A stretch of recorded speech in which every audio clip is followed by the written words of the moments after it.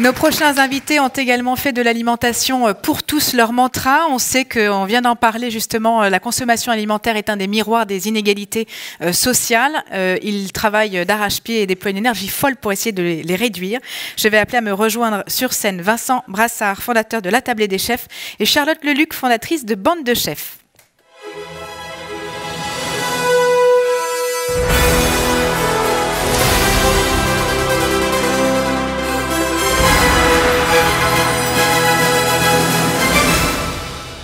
Bonjour à vous deux, bienvenue. Je vous donne chacun un micro. Alors voilà, l'introduction a été quelque part un peu faite par Karine, puisqu'on a commencé à parler un peu d'insécurité alimentaire.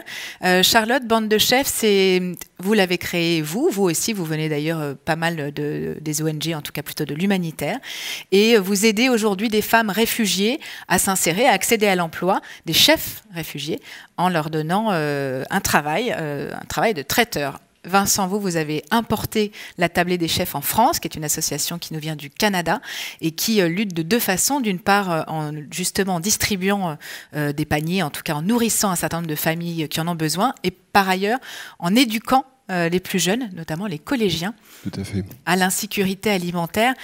Pour vous, justement, l'insécurité alimentaire, aujourd'hui, c'est quoi? Ça représente quoi? Peut-être pour avoir un peu une vue d'ensemble du problème qui est celui que vous avez choisi d'embrasser, Vincent, par exemple, et on reviendra sur les réfugiés ensuite.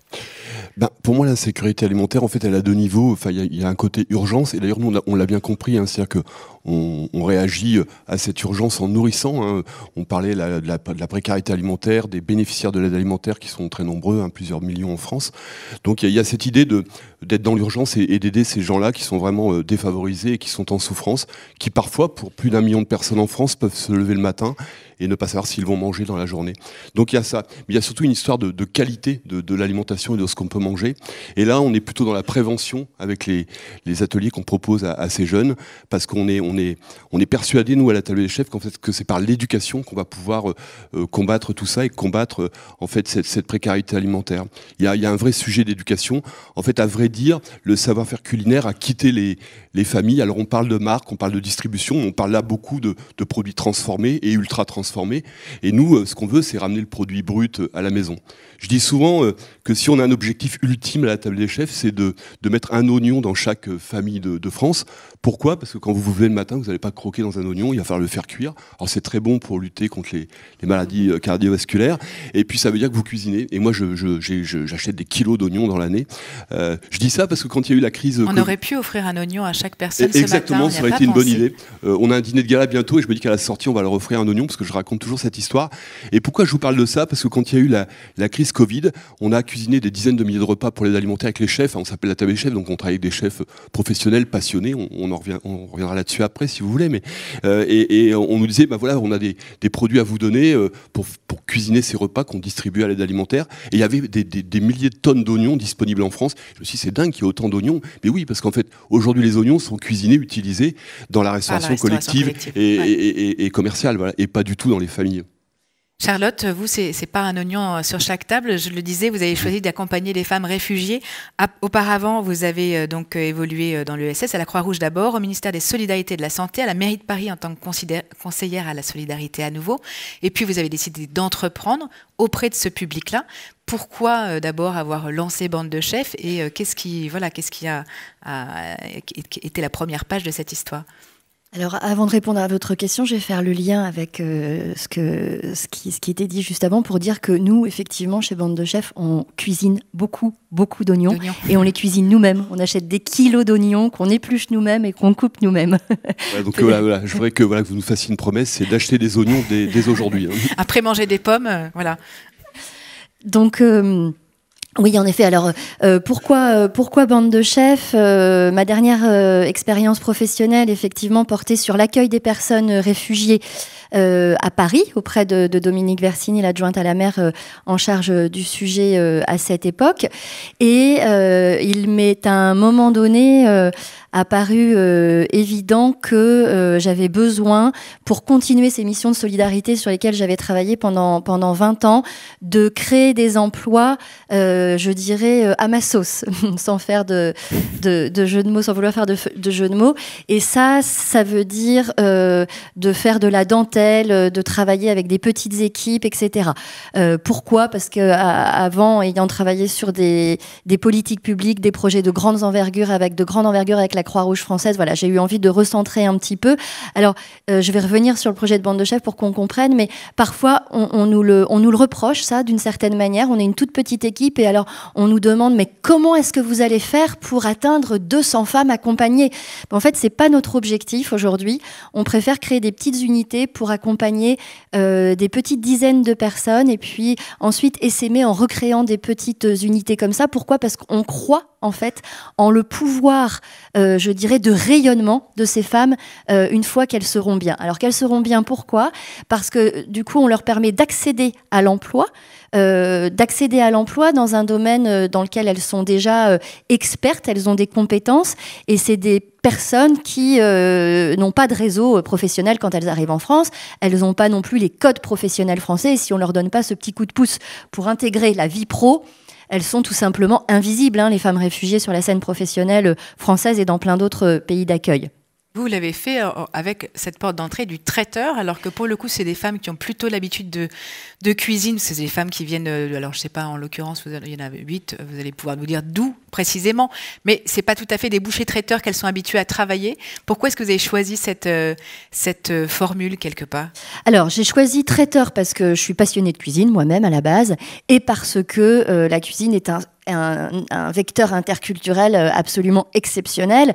Donc ça permet, sur la base effectivement des bouchées que l'on crée à partir des recettes qui sont des recettes qu'elles cuisinent en grande quantité, dans un cadre familial ou même au restaurant, parce que comme je disais, c'est des professionnels de la cuisine, mais jamais elles ont fait auparavant des bouchées de 18, on fait des bouchées entre 18 et 25 grammes. Voilà, ça c'est notre R&D à nous. Pour vous donner un exemple, avec notre chef angolaise, Anna, qui est une des premières recrues, on cuisine le bacalao comme nata. Pour les personnes qui connaissent le portugais, c'est du cabillaud fumé, en fait, c'est de la morue avec de la sauce, etc. C'est un de nos best-of, ça fait un tabac, quelle que soit la forme sous laquelle on le vend. Et on le vend effectivement en plat, comme ça, lors des brunchs que l'on sert à la Gaîté Lyrique et au théâtre de Chaillot, notamment. Et on a aussi développé une bouchée de 18 grammes, on fait des petits palets de bacalao con nata et on les vend pendant les cocktails, apéritifs, dînatoires, déjeunatoires, etc. Et ça fonctionne très très bien. Et on décline toutes nos recettes comme ça. C'est l'art de vivre à la française aussi, c'est un peu ça que vous avez voulu, la rencontre des deux mondes. Je pense que ce qui est important et ce que je leur dis toujours aux chefs, déjà je leur dis vous êtes des ambassadrices de Bande de Chefs. Bande de Chefs, c'est vous. Et soyez fiers de faire partie de cette entreprise et représentez-la à la hauteur de ce dont vous avez envie qu'elle soit pour vous, ce que vous avez envie qu'elle soit pour vous. Et effectivement, ce qu'on fait chez Bande de Chefs, c'est qu'on essaie de créer des traits d'union entre ces cultures et des cultures culinaires qui sont éloignées un petit peu de la nôtre. Il faut être sincère. Moi, j'ai pas envie que les gens ils achètent Bande de Chefs parce que c'est super, c'est des femmes réfugiées, on va faire notre béant, on va acheter Bande de Chefs une fois et puis après on l'aura fait, mais bon, le houmous et les falafels, voilà, on n'a pas forcément envie de manger ça systématiquement, etc. Non, moi ce que je veux, c'est que les gens ils reviennent, pas uniquement parce qu'ils ont envie de faire une BA, mais parce qu'ils se régalent, parce qu'ils mangent le meilleur bacalao comme nata de la place parisienne et parce qu'ils mangent le meilleur dama soudanais de la place parisienne aussi. Voilà. Vincent, vous de votre côté, il y a aussi cet enjeu de formation. Vous le disiez, vous accompagnez beaucoup de jeunes pour qu'ils apprennent à cuisiner. L'objectif pour vous, c'est quoi ? C'est qu'ils soient vraiment indépendants en termes de cuisine. Vous me disiez que c'était aussi peut-être de susciter des vocations demain. Oui, alors en général, hein, ce qu'on veut, c'est surtout, disons, leur donner envie de cuisiner. On veut que ces jeunes-là, plus tard, ils puissent gérer un frigo, qu'ils puissent du coup gérer un budget. On parle beaucoup de l'inflation et la ministre Grégoire, un peu de manière maladroite, mais parlait de ce moyen pour lutter contre l'inflation, notamment des produits alimentaires. Mais c'est vrai que, en fait, aujourd'hui, on manque de savoir-faire en termes de cuisine. Je dis toujours que si on sait un petit peu cuisiner, on va lécher son frigo, on va pouvoir accommoder en fait tous les restes qu'on pourrait avoir et du coup faire des économies substantielles sur son budget. Donc ça, c'est la première chose. L'autre objectif vraiment principal, hein, on en parlait, enfin j'ai entendu tout à l'heure les personnes intervenant parler de ça, c'est la santé, parce qu'en fait effectivement il y a des gros enjeux de santé. Juste des chiffres comme ça, on a un de nos partenaires qui était à Genève à l'OMS il y a pas longtemps qui nous disait, hein, voilà, 8% de la population européenne avec un IMC à 40, c'est des gens qui sont en obésité morbide, la courbe elle est comme ça, et si on parle du diabète de type 2 en 2050, si on fait rien, c'est 1,5 milliard de personnes, 20% de la population sur Terre qui souffrira de diabète. Je ne sais pas comment on va payer ça, comment on va pouvoir soigner ces gens. Donc nous, on est plutôt sur le préventif. Et je veux dire, s'il y a un enjeu vraiment important aujourd'hui sur cette terre, hein, c'est de respirer un air frais, on va dire, et puis de manger correctement, c'est-à-dire de faire attention à son enveloppe terrestre et à la terre qui nous abrite. Hein. Donc il y a vraiment des gros enjeux sur l'alimentation. Donc c'est d'abord et avant tout ça. Mais après, c'est vrai que ce qui fait notre force aussi, et peut-être notre intérêt et notre attrait, c'est que nous, on travaille avec des chefs et des chefs professionnels passionnés. Certains sont passés par Top Chef ou sont très connus. Et aujourd'hui, il y a une petite... Voilà, les chefs peuvent être un peu des stars ou peuvent être... On voit des chefs influenceurs hein, qui sont suivis par 1 million, 2 millions de personnes. Je discutais hier avec un chef qui a 1 million de followers sur Insta.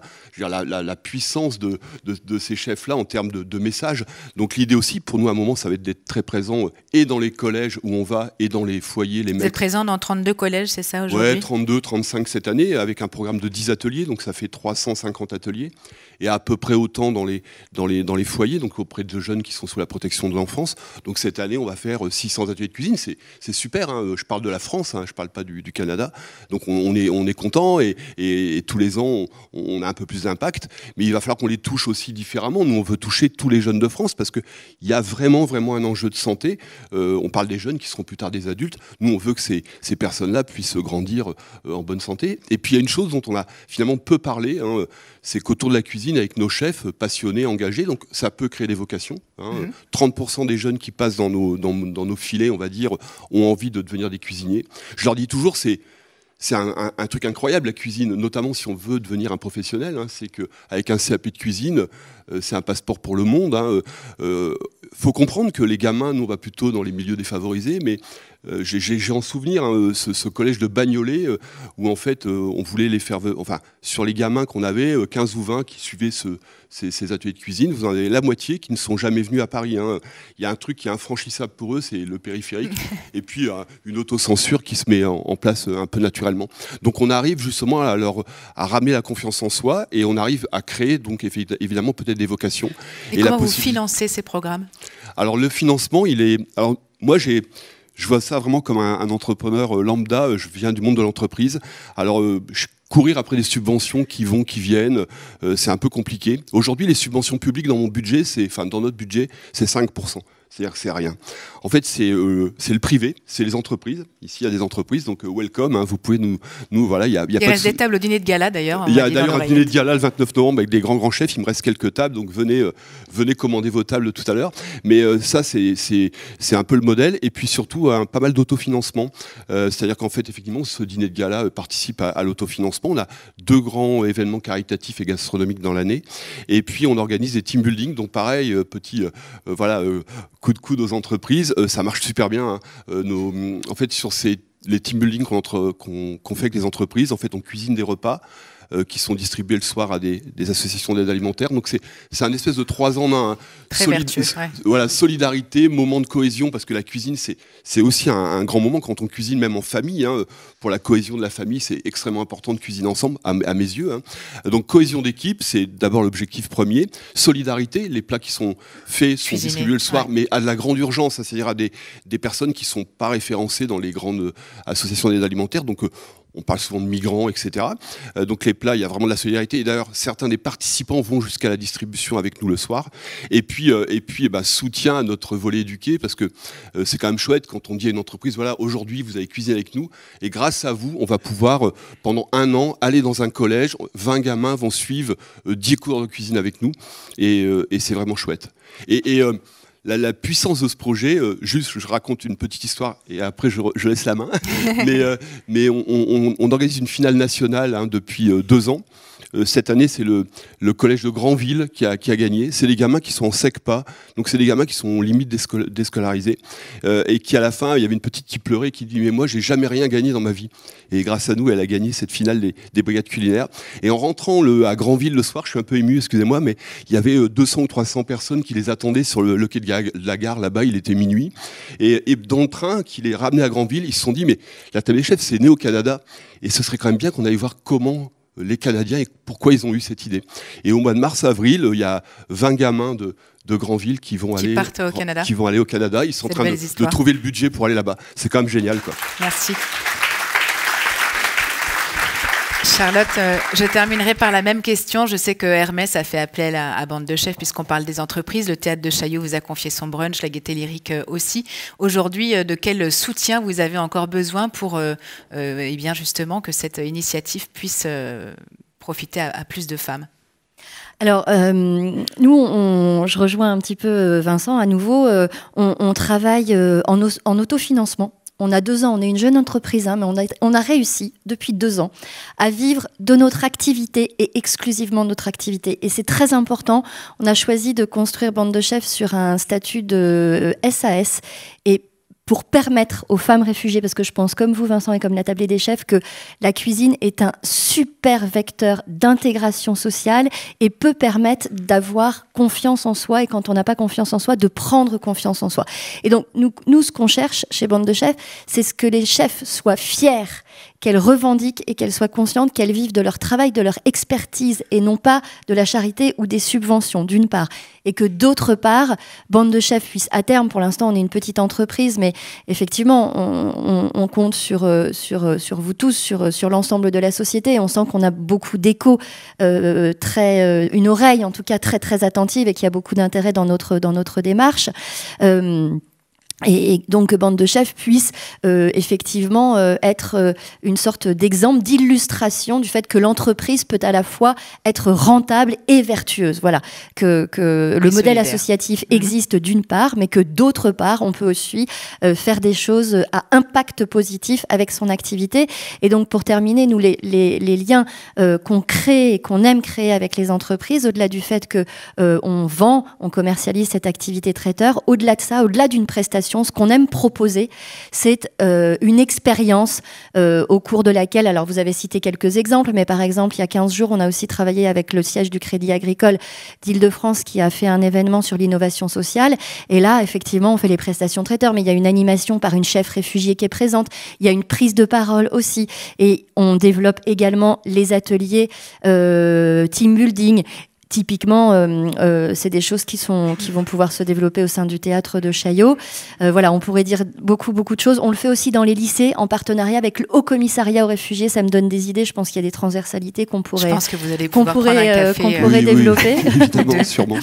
Voilà, donc les équipes de WPP et de CB pour nos prochains événements. Ça me semble une très bonne idée. Merci à tous les deux en tout cas. Merci beaucoup à vous d'avoir témoigné sur cette scène et merci pour ce que vous faites.